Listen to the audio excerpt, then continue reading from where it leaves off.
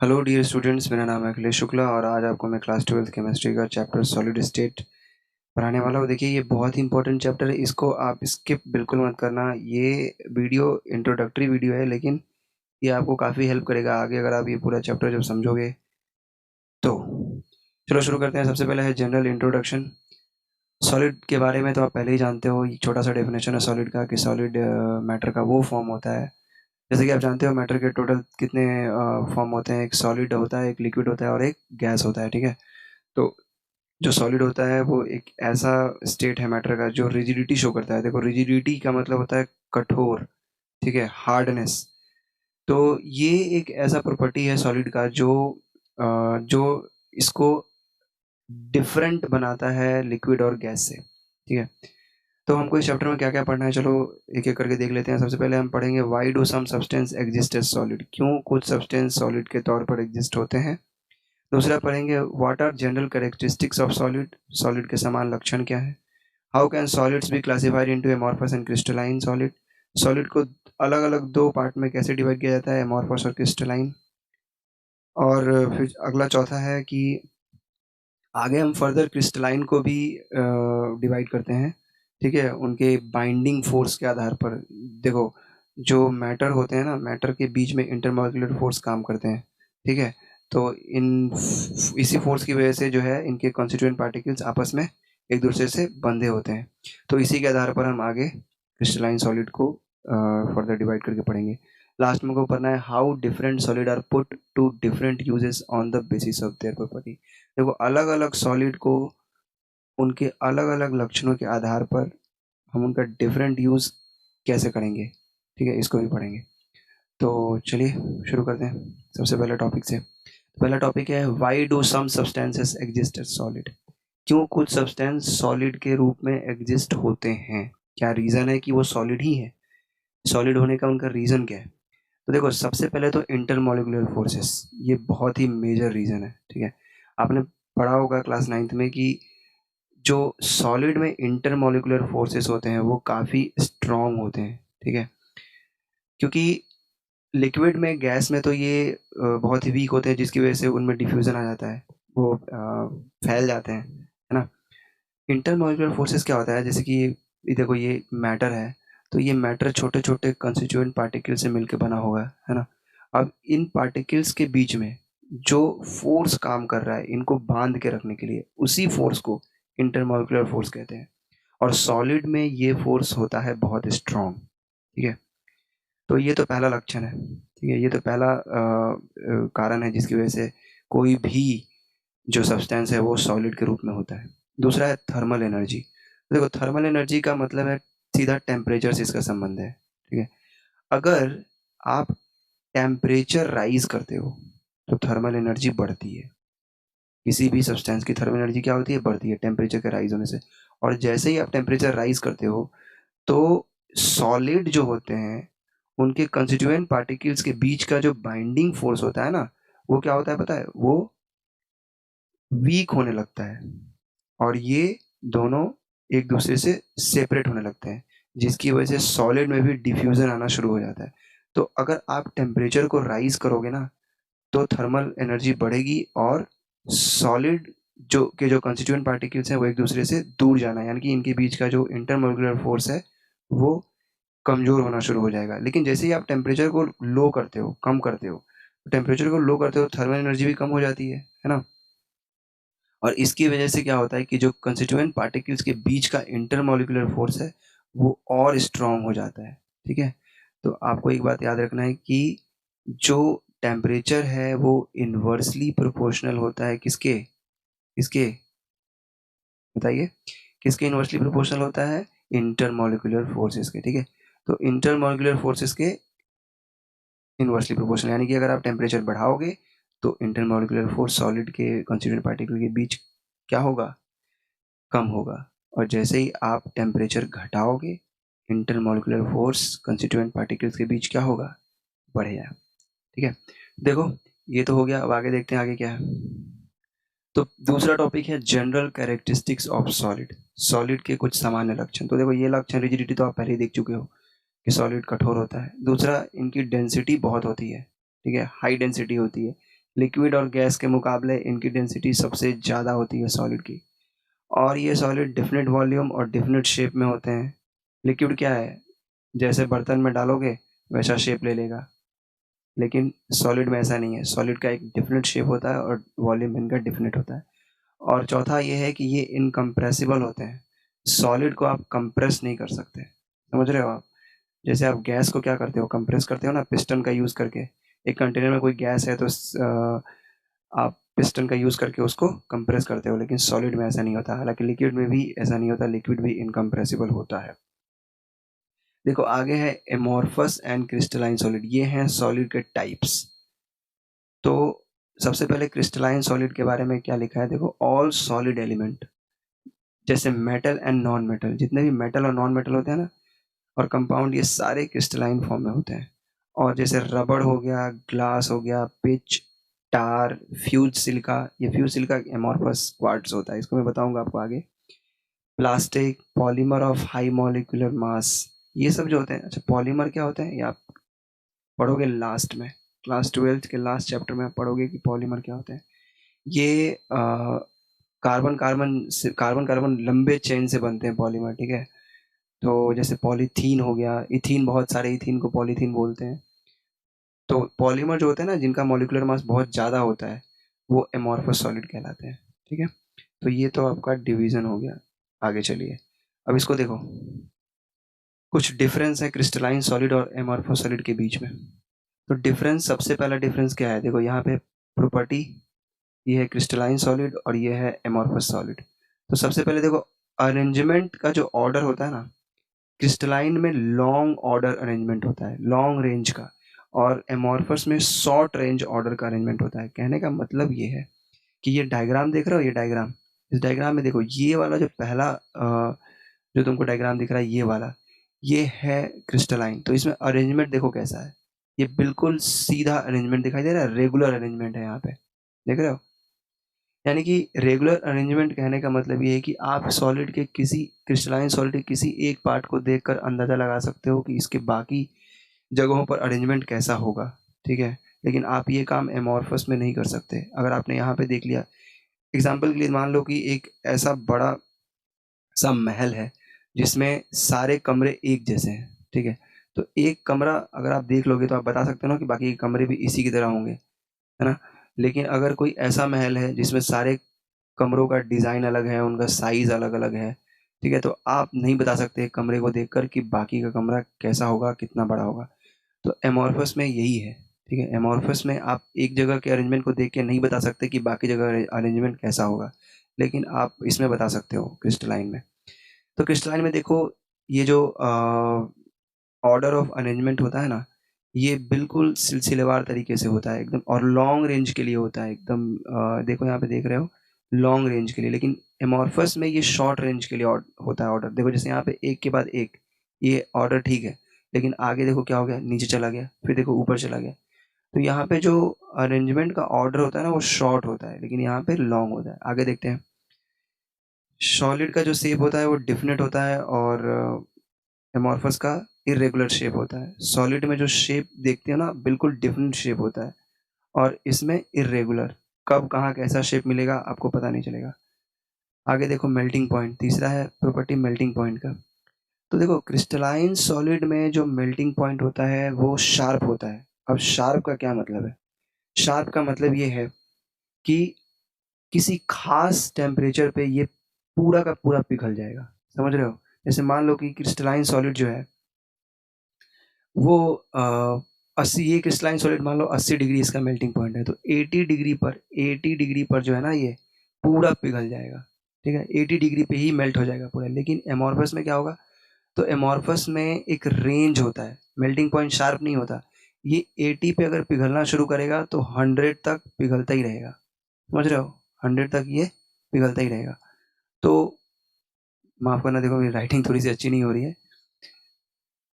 फिर अगला देखते हैं हीट ऑफ फ्यूजन।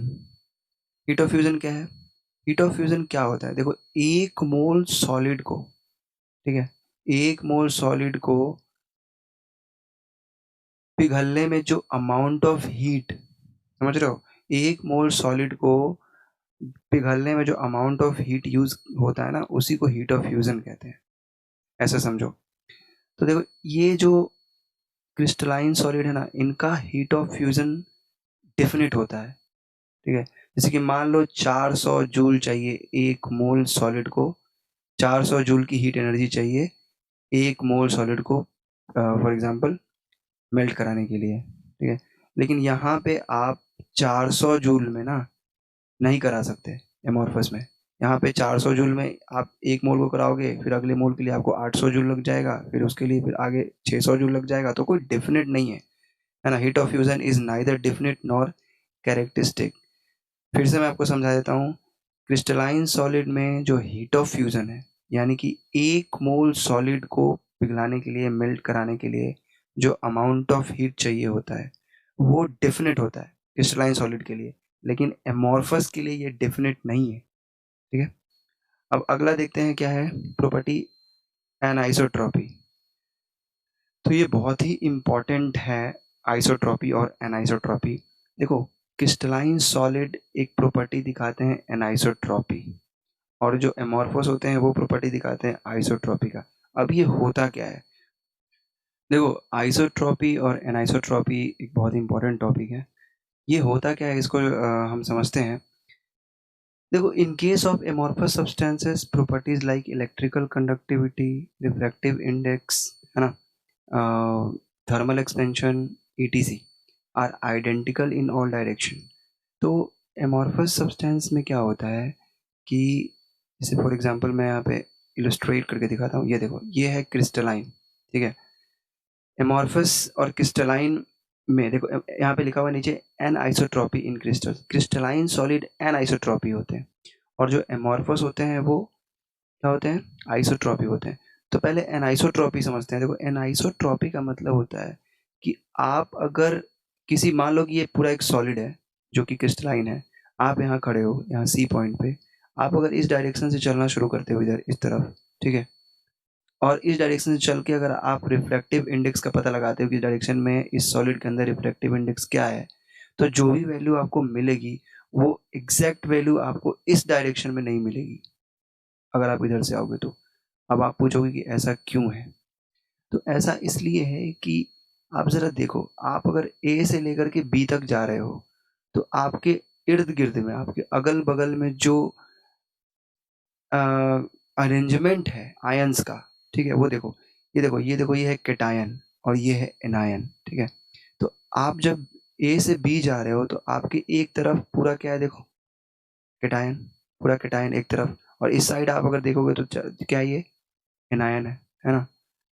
लेकिन अगर आप सी से डी जा रहे हो, सी से डी जा रहे हो, तो सी से डी जा रहे हो तो आप देखो जरा, आप आगे आए, इधर कैटायन, इधर एनायन, फिर थोड़ा आगे आए, फिर इस साइड कैटायन, एनायन सॉरी, फिर इस साइड कैटायन, फिर आगे आए, फिर इस साइड देखो कैटायन एनायन। तो ये इस डायरेक्शन का जो अरेंजमेंट था कैटायन एनायन का, ये वाले डायरेक्शन का, वो अरेंजमेंट इस डायरेक्शन में नहीं है ना?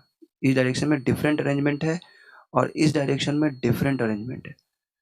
तो अगर कैटायन एनायन का अरेंजमेंट डिफरेंट हो गया, तो कैसे जो आप प्रॉपर्टी देख रहे हो, फॉर एग्जांपल आप रिफ्रैक्टिव इंडेक्स की प्रॉपर्टी देख रहे हो, तो वो कैसे सेम हो सकता है? अगर अरेंजमेंट चेंज हो गया तो प्रॉपर्टी भी चेंज हो जाएगी, है ना? तो ये अरेंजमेंट चेंज होने की वजह से प्रॉपर्टी चेंज हो जाती है। वहीं अगर आप एमॉर्फस में देखो तो क्या होता है? अच्छा, इसी को कहते हैं एनाइसोट्रॉपी, ठीक है? इसीलिए जो क्रिस्टलाइन सॉलिड्स होते हैं वो एनाइसोट्रॉपिक कहलाते हैं। लेकिन अगर आप एमॉर्फस में देखोगे ना, तो एमॉर्फस में देखो क्या होता है? एमॉर्फस में जो अरेंजमेंट होता है वो कब कहाँ कैसा है आपको पता नहीं चलेगा, ठीक है? एग्जाम्पल के लिए मैं आपको एक छोटा सा एग्जाम्पल दे दे रहा हूँ।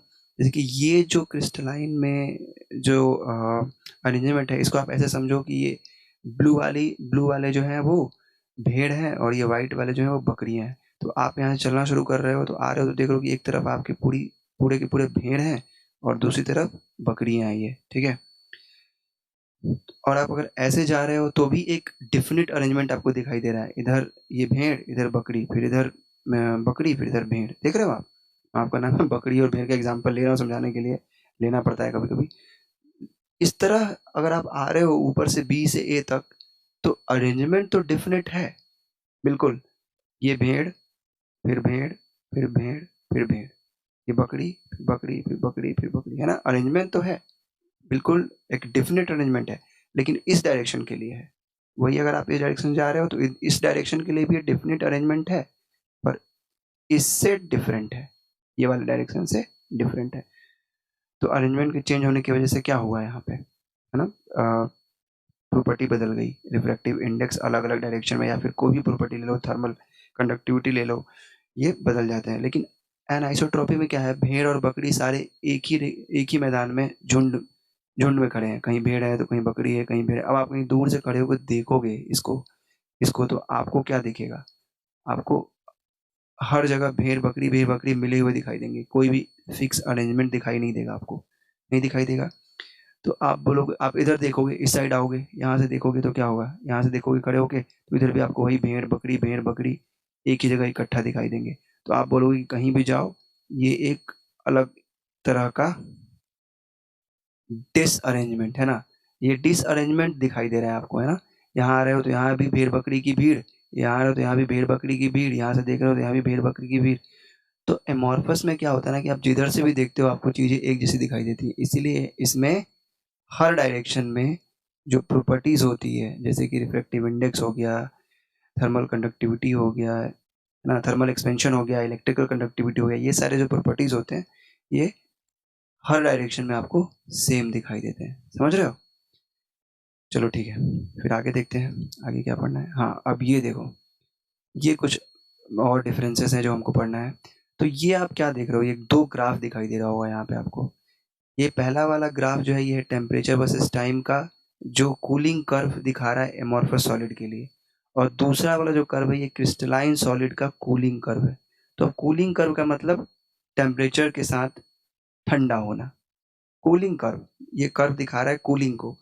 तो देखो ये है टेम्परेचर, मान लो यहाँ पे, और ये हम बात कर रहे हैं, पहला वाला जो है ये हम बात कर रहे हैं एमॉर्फस सॉलिड के लिए, और दूसरा वाला क्रिस्टलाइन सॉलिड के लिए। देखो एमॉर्फस सॉलिड के लिए जो ग्राफ ड्रॉ किया जाता है ना, वो कुछ इस तरीके का होता है। ये ग्राफ बिल्कुल स्मूथली नीचे आ जाता है टाइम के साथ, मतलब कि जो कूलिंग की प्रक्रिया होती है ना, वो देखो टेम्परेचर के डाउन होने के साथ साथ और टाइम के बढ़ने के साथ साथ बिल्कुल स्मूथली नीचे चला जाता है। ठीक है, देखो स्मूथ, जैसे कि आपने यहाँ पे क्या किया, कोई लिक्विड रखा और लिक्विड को कूल करना शुरू किया, ठीक है?